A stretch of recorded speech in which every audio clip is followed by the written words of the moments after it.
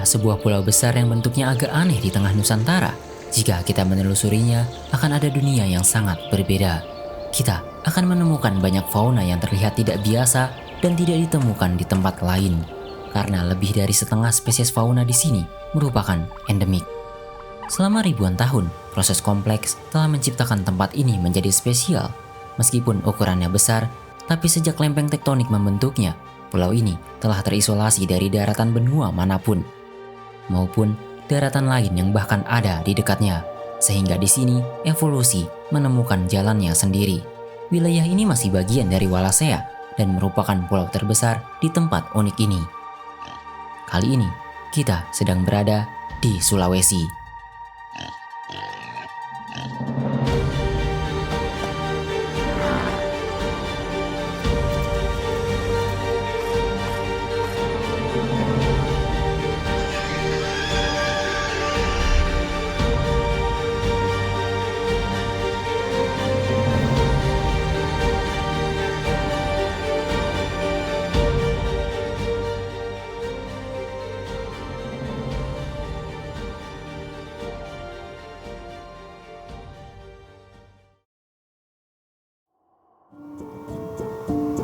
Jauh di dalam hutan-hutan lebat dan pegunungan terjal Sulawesi, hiduplah seekor makhluk penyendiri.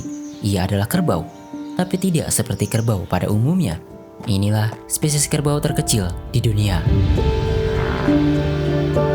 Secara tradisional, para ilmuwan mengakui adanya dua spesies anoa. Pertama adalah anoa dataran rendah, yang cenderung memiliki tubuh yang lebih besar, rambut lebih jarang, serta tanduk yang lebih panjang dan pipih dengan penampang berbentuk segitiga.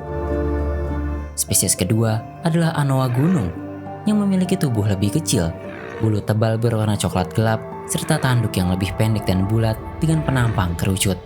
Namun, klasifikasi ini masih menjadi subjek perdebatan ilmiah. Beberapa penelitian genetik menunjukkan bahwa perbedaan antara keduanya mungkin tidak cukup signifikan untuk memisahkan mereka sebagai spesies yang berbeda. Ada hipotesis bahwa mereka mungkin merupakan subspesies atau bahkan hanya variasi ekologis dari satu spesies yang sama yang beradaptasi dengan lingkungan berbeda. Satu di hutan daratan rendah dan yang lain di pegunungan yang lebih dingin. Namun sejauh ini penelitian masih lebih kuat menunjukkan bahwa mereka layak dikategorikan sebagai dua spesies yang berbeda. Kisah evolusi anoa adalah contoh klasik dari fenomena dwarfisme pulau atau insular dwarfism. Leluhur anoa diyakini berukuran jauh lebih besar, mirip dengan kerbau air yang kita kenal sekarang, dan tiba di Sulawesi jutaan tahun yang lalu. Terisolasi di pulau dengan sumber daya yang terbatas dan tidak adanya predator besar, tekanan evolusi justru berbalik arah. Ukuran tubuh yang lebih kecil menjadi sebuah keuntungan, lebih hemat energi, membutuhkan lebih sedikit makanan, dan lebih lincah bergerak di vegetasi hutan yang rapat. Selama ribuan generasi, seleksi alam membentuk mereka menjadi versi mini dari kerabat mereka di daratan utama Asia. Tanduk mereka yang lurus dan mengarah ke belakang juga merupakan adaptasi sempurna untuk lingkungan hutan, memungkinkannya bergerak cepat melewati semak belukar tanpa tersangkut, berbeda dengan tanduk melengkung lebar pada kerbau padang rumput. Seleksi alam lebih memilih mereka untuk menjadi seperti sekarang. Tidak seperti kerbau pada umumnya yang berkumpul dalam kawanan besar, anoa memilih hidup penyendiri atau hanya berpasangan. Mereka adalah makhluk yang sangat teritorial, mendandai batas wilayahnya dengan menggosokkan tanduk ke batang pohon, seakan menegaskan bahwa tempat ini adalah miliknya. Sebagai hewan soliter, hidup di hutan lebat menuntut kewaspadaan tingkat tinggi.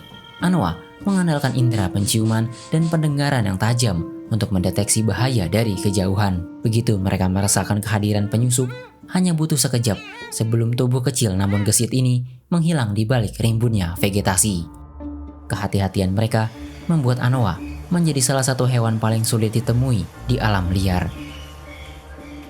Salah satu perilaku khasnya adalah berkubang di lumpur atau air, perilaku khas dari kerabat sesama kerbau lainnya. Aktivitas ini tidak hanya berfungsi untuk mendinginkan suhu tubuh di iklim tropis yang panas, tetapi juga membantu melindungi kulit mereka dari gigitan serangga dan parasit. Jejak berupa kubangan lumpur inilah yang seringkali menjadi satu-satunya tanda keberadaan mereka bagi para peneliti di alam liar. Namun, jangan tertipu oleh tubuhnya yang kecil. Dengan berat hanya sekitar 150 kg hingga 300 kg, Anoa adalah makhluk yang terkenal memiliki temperamen yang agresif dan sulit diprediksi jika merasa terancam. Di balik sifatnya yang pemalu, ia menyimpan keberanian yang tak terduga.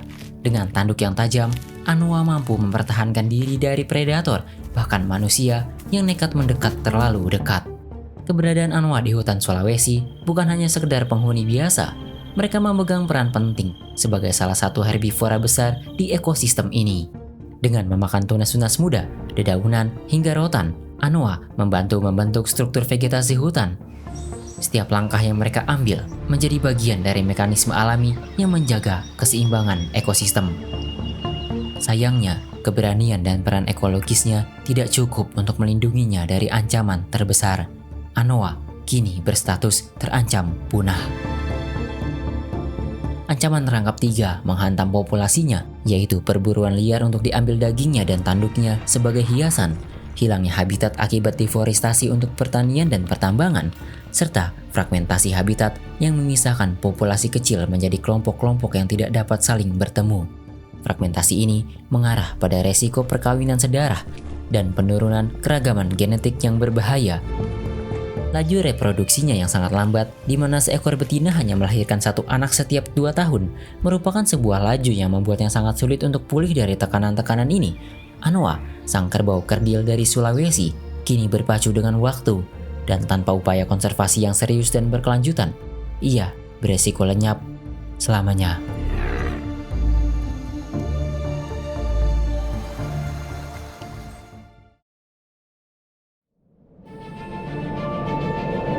Di sudut lain dari belantara Sulawesi, hiduplah seekor makhluk yang tampaknya melompat keluar dari halaman buku mitologi. Namanya sendiri adalah gabungan dari 2 hewan yang berbeda. Ia adalah babi sejati, tetapi dengan taring yang tumbuh melengkung ke belakang, seolah-olah itu adalah sepasang tanduk.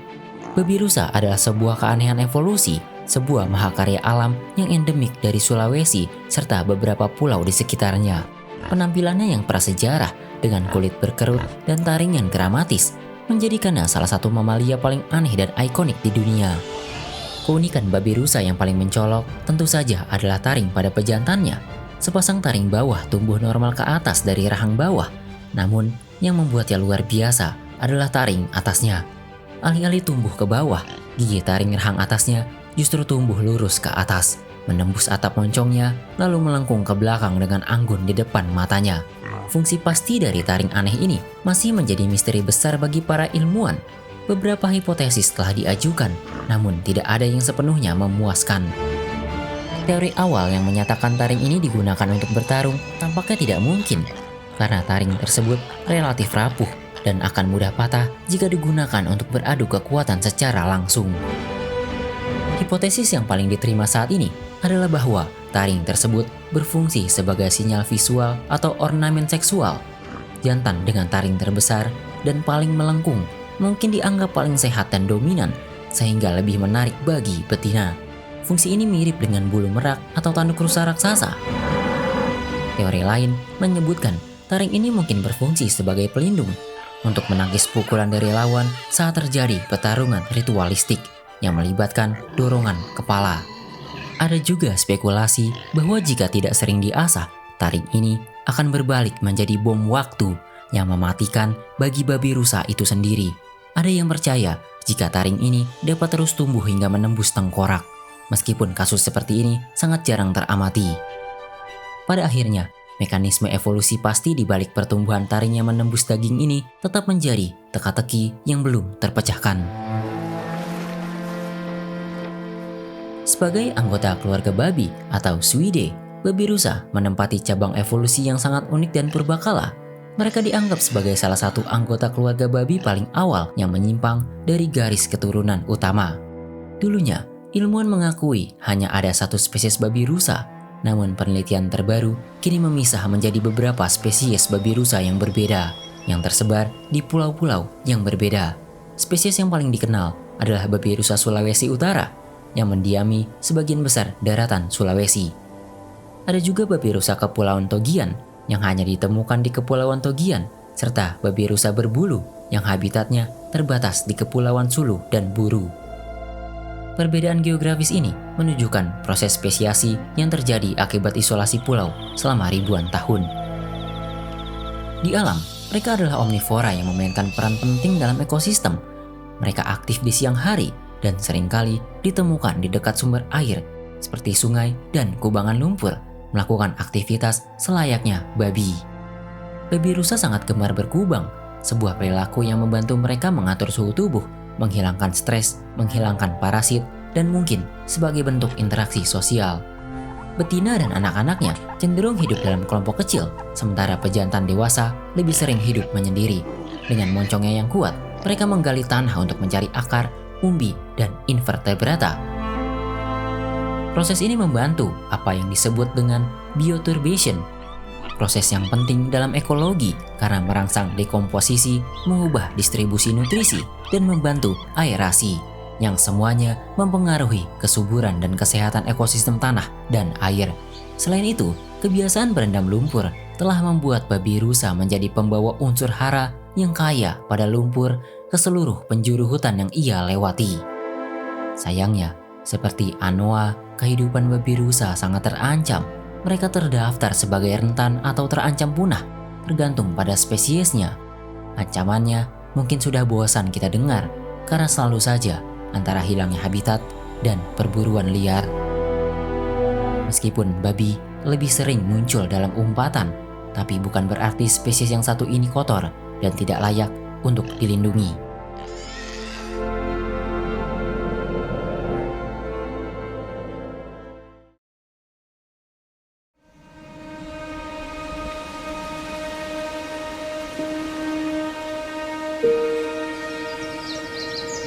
Di Sulawesi, di bawah pasir pantainya, menyimpan kehidupan yang siap menyambut dunia luar. Mereka adalah burung yang begitu istimewa, karena hanya ada satu di dunia dan hanya bisa kita temukan di sini.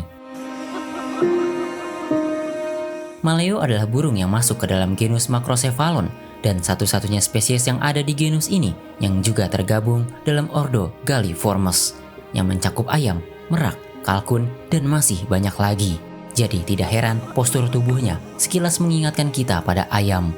Tetapi ada satu ciri yang membuatnya mudah dikenali, sebuah jambul keras di atas kepala yang disebut Cap Seti. Lebih dari 1,5 abad yang lalu, Alfred Russel Wallace menceritakan hal unik yang sekarang terdengar pilu. Di dalam tulisannya, ia menggambarkan bagaimana kesaksiannya ketika melihat burung maleo yang sedang bertelur di tepi pantai dengan jumlah yang sangat banyak berbondong-bondong datang.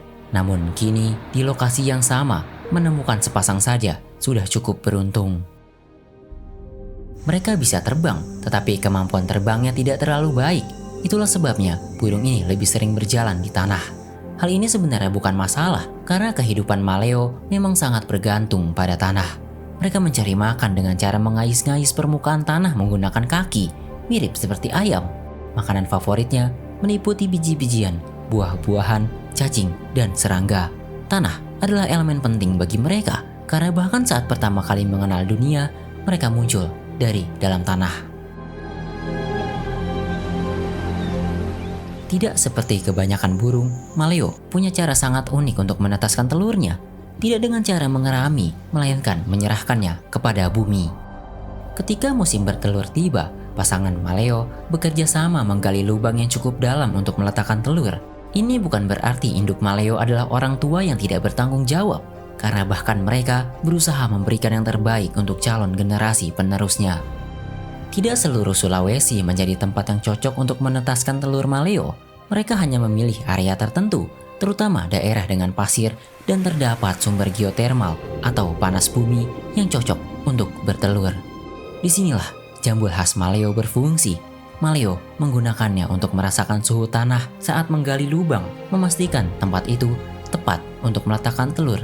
Bahkan saat bertelur, induk maleo harus bekerja keras, karena meskipun ukurannya kurang lebih seperti ayam, namun ukuran telurnya bisa 4 hingga 5 kali lebih berat dari telur ayam.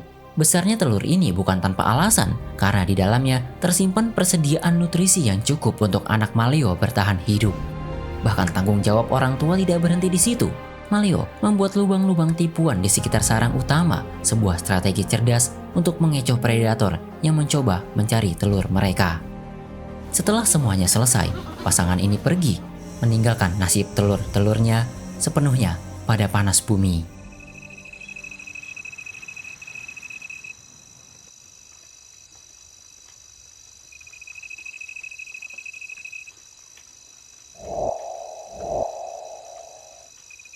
Barulah sekitar 2 hingga 3 bulan kemudian, kehidupan baru dimulai. Anak Maleo menetas di dalam gelapnya tanah dan harus berjuang keluar ke permukaan. Sebuah perjuangan panjang yang bisa memakan waktu hingga 2 hari penuh. Tidak semua anak berhasil mencapai permukaan. Mereka yang selamat muncul ke dunia sudah dalam kondisi yang luar biasa. Bulu mereka sudah siap, kaki mereka sudah kuat, dan mereka langsung bisa berjalan, bahkan terbang. Ini adalah salah satu pemandangan paling menakjubkan di dunia burung. Seekor anak Maleo tanpa bantuan induk berlari kecil menuju hutan dan memulai hidupnya sendiri. Mereka mencari makan, menghindari predator seperti ular, kucing liar, burung pemangsa, hingga kadal yang mengincar telur. Sejak awal hidupnya, setiap anak Maleo menjalani ujian berat yang hanya sebagian kecil bisa melewatinya hingga dewasa. Setelah sekitar 4 tahun, anak kecil yang berhasil bertahan hidup melewati berbagai rintangan sejak menetas, kini mulai memasuki masa untuk melahirkan generasi baru. Sekali menemukan pasangan, Maleo akan terus bersama sepanjang hidupnya. Mereka begitu serasi, dari mencari makan, tidur, hingga bertelur. Maleo selalu bersama pasangannya, tidak pernah terpisahkan. Bahkan jika salah satunya mati, Maleo tidak akan pernah mencari pengganti.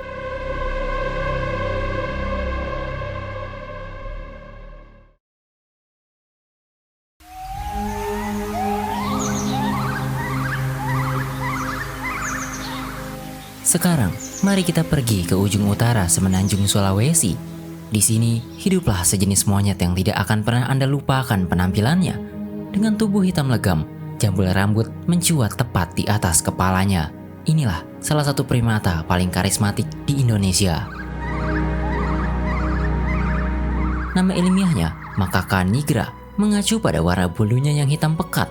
Fitur yang paling membedakannya adalah jambul sagital di kepalanya, yang dapat ditegakkan atau diturunkan tergantung pada suasana hati atau status sosialnya.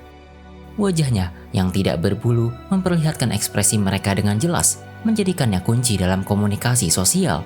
Salah satu ciri khas lainnya adalah bantalan di bokong mereka. Bantalan ini tidak berbulu dan berwarna merah muda hingga merah cerah, terutama pada betina saat mereka sedang dalam masa subur, berfungsi sebagai sinyal visual yang jelas bagi para pejantan. Yaki adalah primata yang sangat terestrial, yang berarti mereka menghabiskan sebagian besar waktu mereka beraktivitas di lantai hutan. Meskipun mereka juga terampil memanjat pohon seperti layaknya primata untuk mencari makan atau tidur. Mereka hidup dalam kelompok besar yang bisa terdiri dari puluhan individu dengan struktur sosial multi jantan dan multi betina yang kompleks. Kelompok ini dipimpin oleh hierarki dominasi yang jelas, baik di antara jantan maupun betina. Mereka adalah hewan yang sangat cerdas dan sosial, dengan struktur masyarakat yang kompleks dan cara komunikasi yang kaya. Mereka punya cara unik untuk diterima sebagai teman, yaitu berpelukan.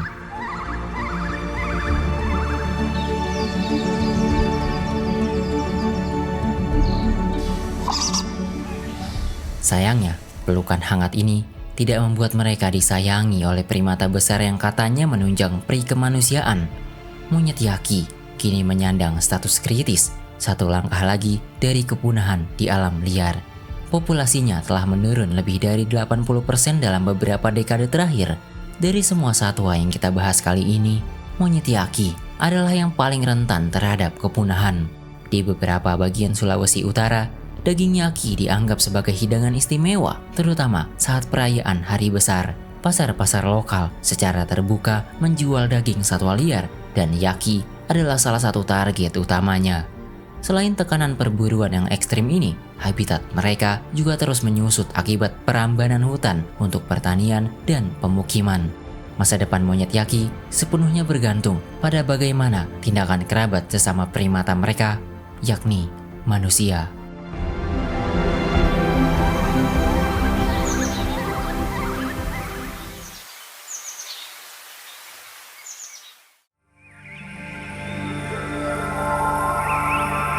Pulau Sulawesi adalah sebuah panggung evolusi yang luar biasa, melahirkan makhluk-makhluk dengan bentuk dan perilaku yang tidak terbayangkan di tempat lain. Dari kerbau kerdil, babi bertaring aneh, burung yang tidak mengerami telurnya, hingga monyet berjambul karismatik. Semuanya adalah spesies endemik. Tidak ada belahan bumi lain yang memilikinya.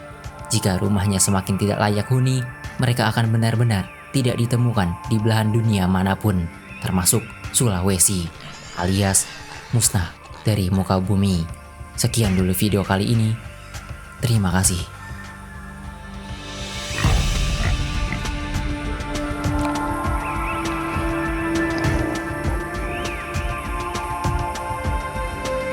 Jika kalian ingin mendukung keberlangsungan channel ini, berikan dukungan dengan berdonasi lewat Saweria, scan QR berikut, atau klik link di deskripsi.